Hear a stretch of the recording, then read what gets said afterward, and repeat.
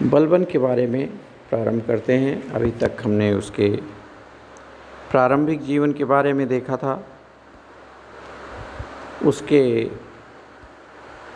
प्रारंभिक समस्याओं को देखा, स्वतंत्र रूप में कार्य करते हुए राजत्व सिद्धांत को देखा। अब इसके आगे की चर्चा करते हैं। सुदृढ़ केंद्रीय शासन की स्थापना के बारे में पहले देखने चाहिए। इसके अंतर्गत इसने शासन के जितने भी अधिकार थे सब अपने हाथ में ले लिए। इसका सोचना था कि शासन दूसरे के हाथ में नहीं होना चाहिए, नहीं तो अव्यवस्था हो जाती है।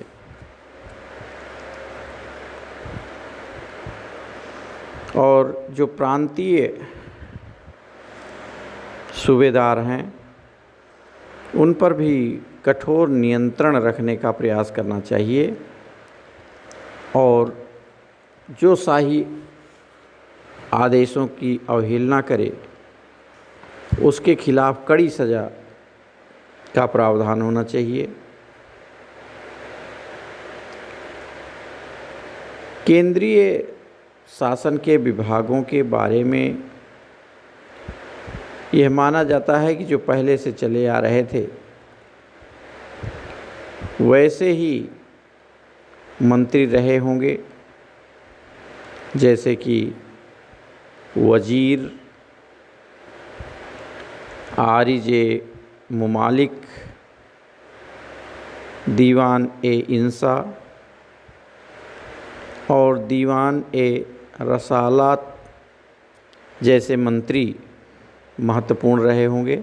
फिर से सुन लें। वज़ीर, दूसरा आरिज ए मुमालिक, तीसरा दीवान ए इंसा, चौथा दीवान ए रसालत। और भी मंत्री थे लेकिन यह बहुत महत्वपूर्ण थे। और यह मंत्री बलबन के अनुसार ही काम करते थे।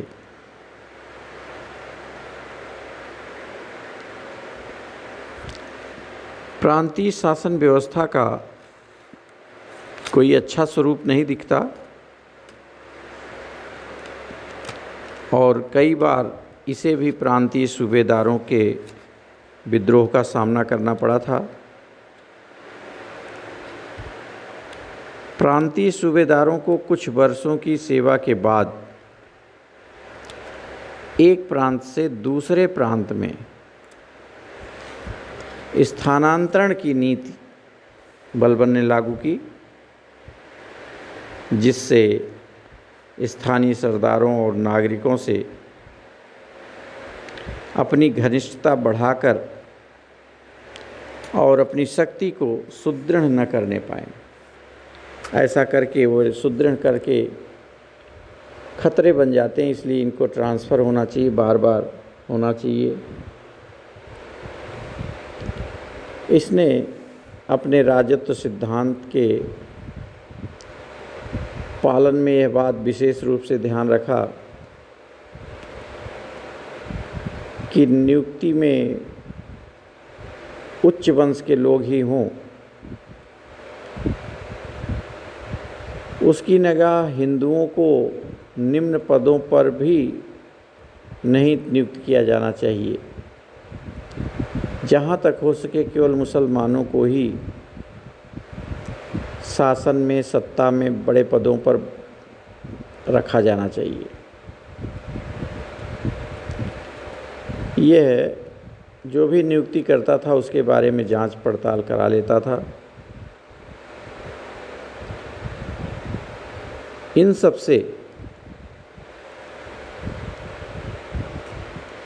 केंद्रीय शासन बहुत सुदृढ़ हुआ। अब किसी की हिम्मत नहीं थी कि ताज की अर्थात शाही आदेश की अवहेलना कर सके।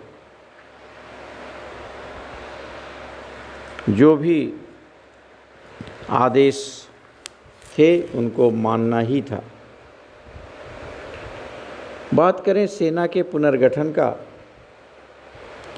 तो बलबन इल्तुतमिश के समय से ही सैनिक सेवा में था और बहुत लंबा अनुभव था। कई शासकों के साथ का था, कई तरह के युद्धों का था। इसलिए यह चाहता था कि एक अच्छी सेना गठित हो।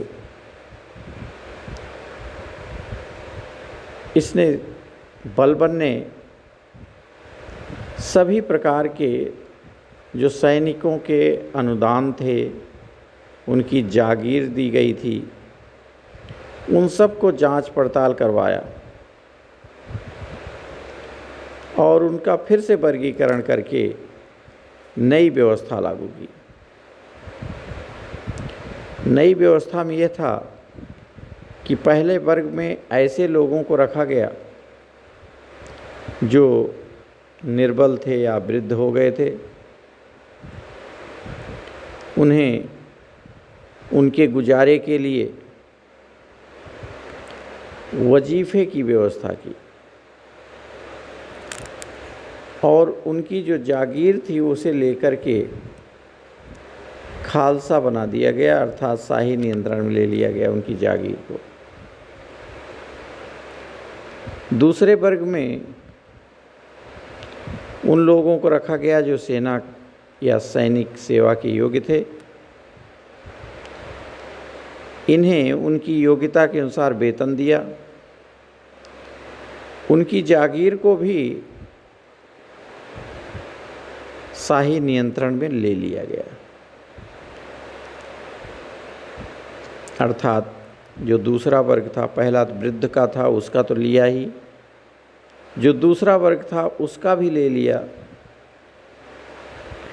और उन्हें वेतन देना चालू किया योग्यता के अनुसार। वेतन देने की परंपरा बहुत कम होती थी। तीसरे वर्ग को बनाया जो मृतक सैनिकों के आश्रित थे और उनके गुजारे के लिए गांव की आय से व्यवस्था की गई थी। उनके जागीरों को भी इसने छीन लिया और मृतकों के आश्रितों को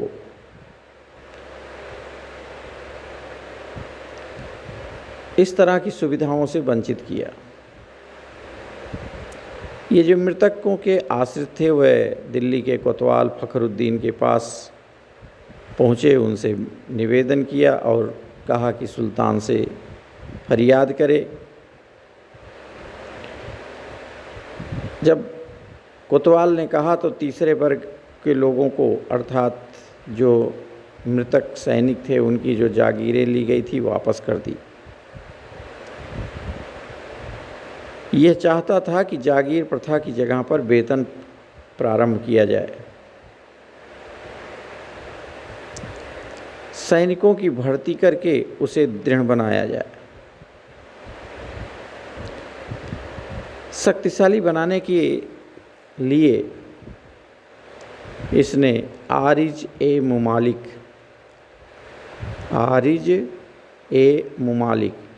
या दीवान ए आरिज का जो पद था उसको प्रतिष्ठित करने की कोशिश थी। बलबन ने आरिज ए मुमालिक को अपने मंत्रिमंडल का सदस्य बना दिया। पहले यह एक सैनिक कमांडर जैसा था और इस पद पर इमाद उल मुल्क जैसे लोगों को नियुक्त किया, जिन्होंने सेना को अनुशासित किया, शक्तिशाली बनाया। सैनिकों का विवरण रखा जाने लगा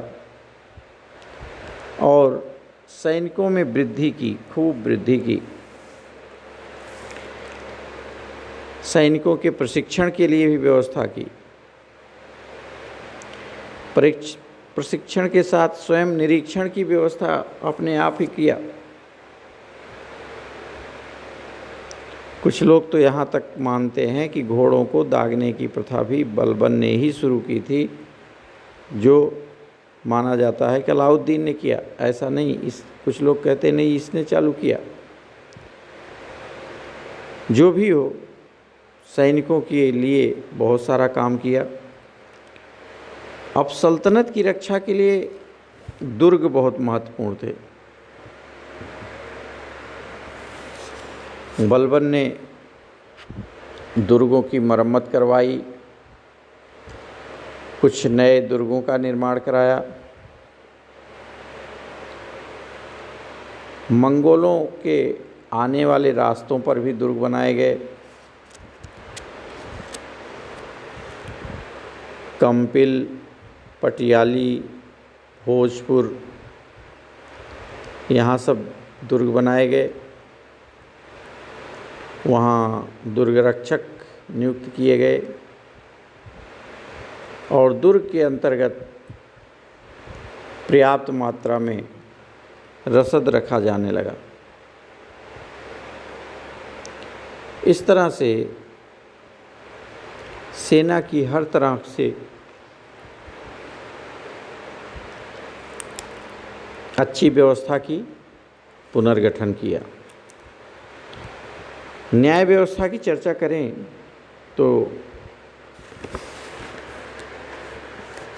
यह निष्पक्ष न्याय का पक्षधर था और चाहता था कि कठोर दंड विधान हो। कुछ उदाहरण हैं, जैसे बदायूं के सूबेदार मलिक बकबक, जो सल्तनत काल के एक प्रमुख अमीरों में से थे। इन्होंने अपने एक नौकर को मरवा डाला।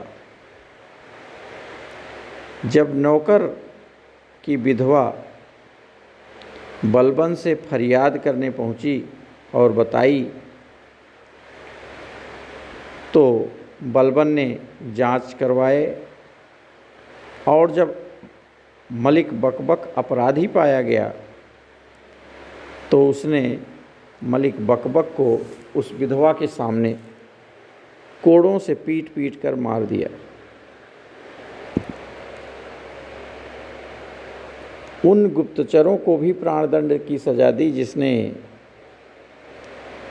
इस घटना की सूचना सुल्तान तक नहीं पहुंचाया था और उन्हें पहुंचाने का दायित्व था।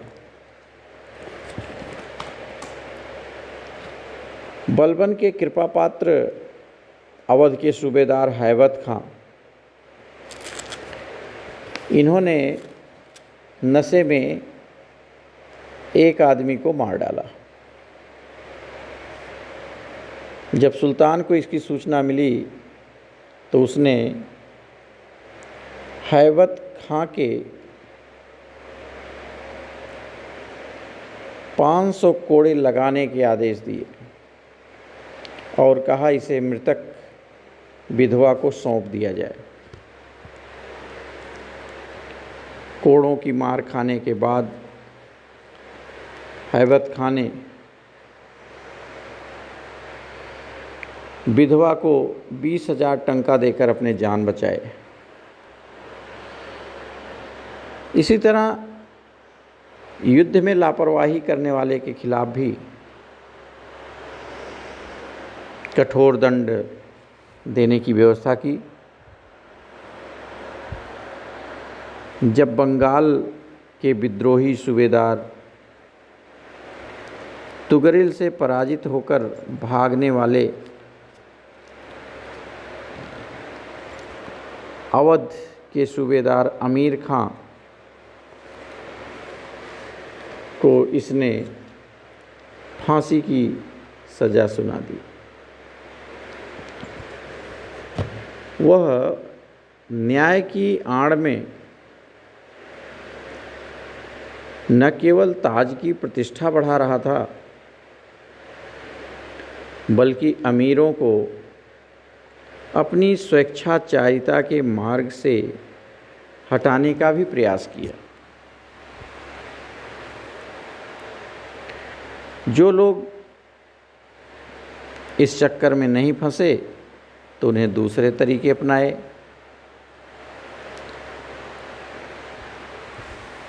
यह न्याय व्यवस्था को अच्छा कर रहा था, इसमें संदेह नहीं,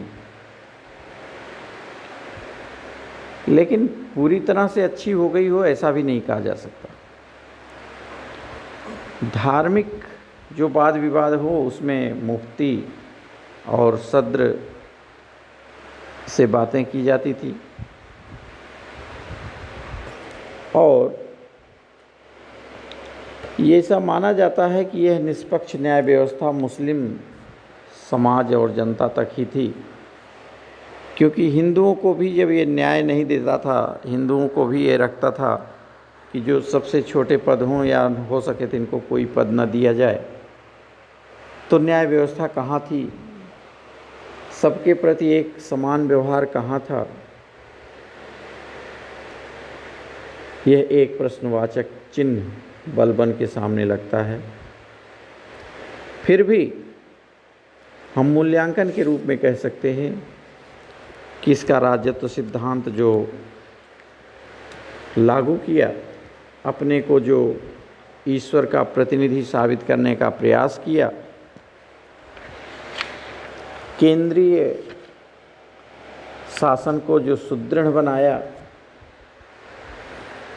और सेना का जो अनेक तरह से पुनर्गठन करके मजबूती दी, वह सब सराहनीय है, इसमें कोई संदेह नहीं। आज इतना ही, शेष अगले भाग में फिर देखते हैं बल बन के बारे में। धन्यवाद।